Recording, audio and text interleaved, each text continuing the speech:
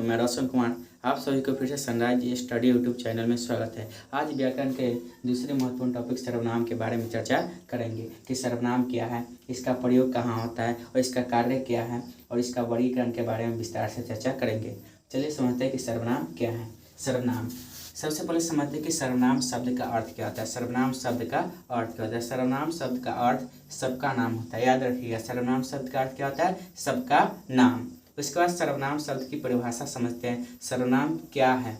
संज्ञा के स्थान पर, संज्ञा के स्थान पर जिन शब्दों का प्रयोग किया जाता है। याद रखिएगा, संज्ञा के स्थान पर जिन शब्दों का प्रयोग किया जाता है तो उसे हम क्या कहते हैं? सर्वनाम। क्या कहते हैं? सर्वनाम। याद रखिएगा, संज्ञा के स्थान पर, संज्ञा के स्थान पर जिन शब्दों का प्रयोग किया जाता है तो उसे सर्वनाम कहते हैं। या दूसरे तरीका से भी बोल सकते हैं, नाम और संज्ञा के बदले, नाम और संज्ञा के बदले जिन शब्दों का प्रयोग किया जाता है। व्याकरण में नाम और संज्ञा के बदले जिन शब्दों का प्रयोग किया जाता है तब उसे क्या कहते हैं? सर्वनाम कहते हैं।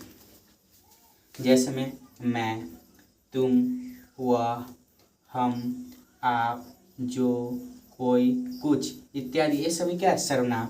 नाम जैसे राम घर जा रहा है, राम घर जा रहा है। यहाँ क्या है? नाम। क्या है? नाम। ये क्या है? संज्ञा बोल सकते हैं या नाम बोल सकते हैं। इनके बदले हम प्रयोग करते हैं वह घर जा रहा है, वह घर जा रहा है। यहाँ पर नाम के बदले या संज्ञा के बदले कौन सा शब्द का प्रयोग हुआ? वह। तो वह क्या हो गया? सर्वनाम। तो व्याकरण की भाषा में इसी को क्या बोलते हैं? सर्वनाम। तो याद रखिएगा, नाम और संज्ञा के बदले, नाम और संज्ञा के बदले जिन शब्दों का प्रयोग किया जाता है तब उसे सर्वनाम कहते हैं। चलिए आगे समझते हैं। संज्ञा के प्रयोग, इसका प्रयोग सर्वनाम का प्रयोग, इसका प्रयोग क्यों करते हैं? तो इसका प्रयोग करने से भाषा सुंदर और स्पष्ट हो जाती है। देखिए, सर्वनाम का प्रयोग करने से भाषा सुंदर और स्पष्ट हो जाती है। जैसे हम किसी के बारे में चर्चा करते हैं, जैसे राम घर जा रहा है, राम के पास बैग है, राम स्कूल जा रहा है। तो यहाँ पर देखिए बार बार राम शब्द का प्रयोग करते हैं। इससे ना वाक्य की सुंदरता नष्ट हो जाती है। इसी सुंदरता को बरकरार रखने के लिए सर्वनाम का प्रयोग किया। जैसे राम घर जा रहा है, वह स्कूल जाएगा, उसके पास बैग है। तो यहाँ पर वह और उसके शब्द का प्रयोग किया। तो इसी को व्याकरण की भाषा में सर्वनाम कहा जाता है। उसके बाद इसका कार्य क्या होता है? इसका काम क्या होता है? सर्वनाम का काम क्या होता है? तो वाक्य में बार बार संज्ञाओं के पुनरावृत्ति। वाक्य में जब संज्ञा बार बार आता है, रिपीटेशन होता है, बार बार संज्ञा आता है, पुनरावृत्ति मतलब बार बार न हो, इसीलिए इसका प्रयोग किया जाता है। सर्वनाम का प्रयोग क्यों किया जाता है? इसका काम क्या है? तो वाक्य में बार बार संज्ञाओं के पुनरावृत्ति न हो, इसीलिए सर्वनाम का प्रयोग किया जाता है। तो इसका सर्वनाम का वर्गीकरण, यानी सर्वनाम को कितने भागों में बांटा गया है, सर्वनाम कितने प्रकार के होते हैं। याद रखिएगा, सर्वनाम 6 प्रकार के होते हैं। कितने प्रकार के होते हैं? 6 प्रकार के। पहला पुरुषवाचक सर्वनाम। पहला क्या है? पुरुषवाचक। दूसरा है निश्चयवाचक सर्वनाम। तीसरा है अनिश्चयवाचक सर्वनाम। चौथा है निजवाचक सर्वनाम। पांचवा है संबंधवाचक सर्वनाम और छठा है प्रश्नवाचक सर्वनाम। उसके बाद देखिए, पुरुषवाचक सर्वनाम भी 3 प्रकार के होते हैं। याद रखिए, पुरुषवाचक सर्वनाम भी 3 प्रकार के होते हैं। प्रथम पुरुष या उत्तम पुरुष बोल सकते हैं, मध्यम पुरुष और अन्य पुरुष। अब सर्वनाम के वर्गीकरण के बारे में चर्चा करेंगे, विस्तार पूर्वक से चर्चा करेंगे। आइए देखिए दोस्तों, अब समझते हैं कि पुरुषवाचक सर्वनाम क्या है, पुरुषवाचक सर्वनाम क्या है या कितने प्रकार के होते हैं, और सभी प्रकारों को विस्तार पूर्वक से जानेंगे। चलिए समझते हैं कि पुरुषवाचक सर्वनाम क्या है। पुरुषवाचक सर्वनाम, याद रखिएगा, पुरुषवाचक सर्वनाम जिस सर्वनाम का प्रयोग किसी पुरुष या स्त्री के लिए होता है। याद रखिएगा, जिस सर्वनाम का प्रयोग किसी पुरुष या स्त्री के लिए होता है, जिनमें बोलने वाला, सुनने वाला तथा जिसके संबंध में कुछ कहा जाए, बोलने वाला, सुनने वाला और तथा जिसके संबंध में कुछ कहा जाए, अर्थात जो तीनों पुरुषों का बोध करा तो उसे पुरुषवाचक सर्वनाम कहते हैं। जो तीनों पुरुषों यानी बोलने वाला, सुनने वाला और जिसके संबंध में कुछ कहा जाए, इन तीनों के जो बोध कराता है जो सर्वनाम, उसे पुरुषवाचक सर्वनाम कहते हैं। इसको दूसरे तरीका से भी बोल सकते हैं, जिस सर्वनाम का प्रयोग वक्ता अपने लिए, वक्ता मतलब जो बोल रहा है,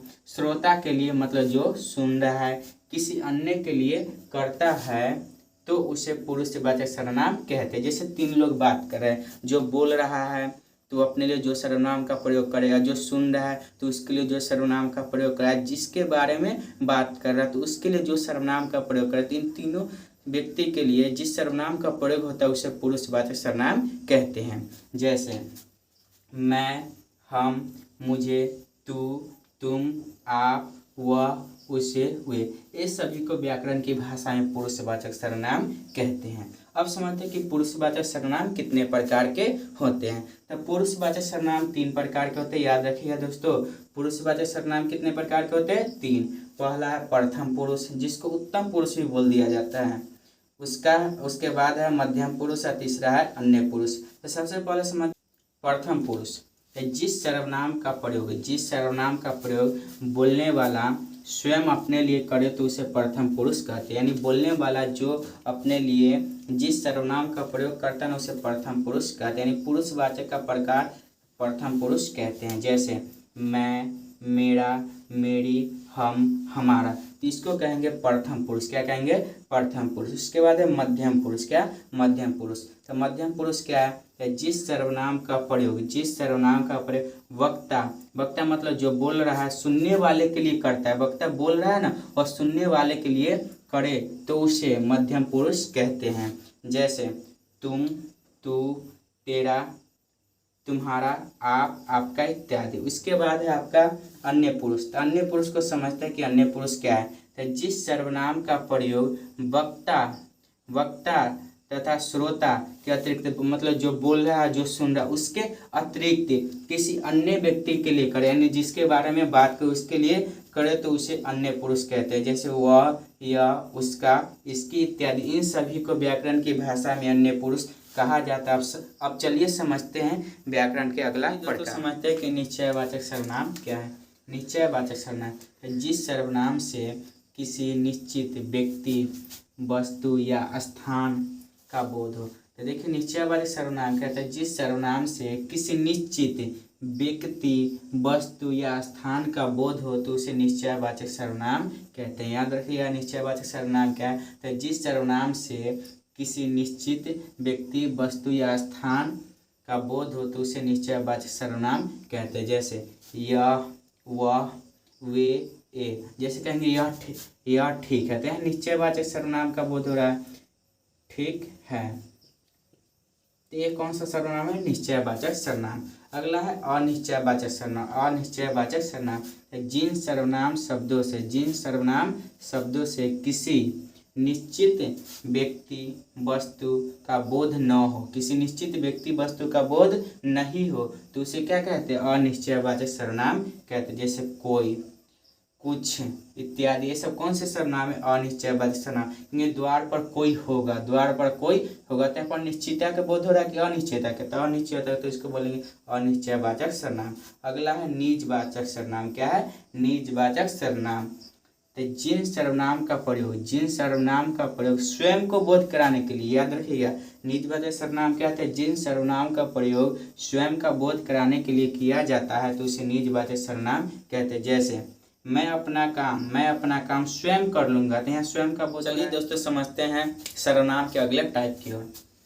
संबंधवाचक सर्वनाम। अगला क्या है? संबंधवाचक सर्वनाम। जानते हैं कि संबंधवाचक सर्वनाम क्या है? जो सर्वनाम शब्द एक सर्वनाम का संबंध दूसरे सर्वनाम से जोड़ने का कार्य करते हैं। याद रखिएगा जो सर्वनाम शब्द एक सर्वनाम का संबंध दूसरे सर्वनाम से जोड़ने का कार्य करते हैं तो उसे संबंधवाचक सर्वनाम कहते हैं। यानी एक सर्वनाम का संबंध जब दूसरे सर्वनाम से जोड़ते हैं तो उसे हम संबंधवाचक सर्वनाम। जैसे जो करेगा सो भरेगा, तो जो और सो कौन सा सर्वनाम है? संबंधवाचक।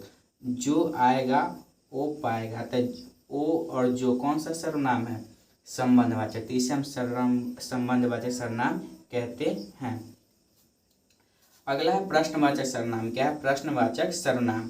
तो जिन सर्वनाम शब्दों का प्रयोग प्रश्न पूछने, याद रखिएगा जिन सर्वनाम शब्दों का प्रयोग प्रश्न पूछने अथवा किसी वस्तु को जानने के लिए किया जाता है, जिन सर्वनाम शब्दों का प्रयोग प्रश्न पूछने अथवा किसी वस्तु को जानने के लिए किया जाता है तो उसे प्रश्नवाचक सर्वनाम कहते हैं। जैसे वह किसकी किताब है? यहाँ पर प्रश्न हो रही है, पिताजी ने क्या कहा, प्रश्न हो रही है।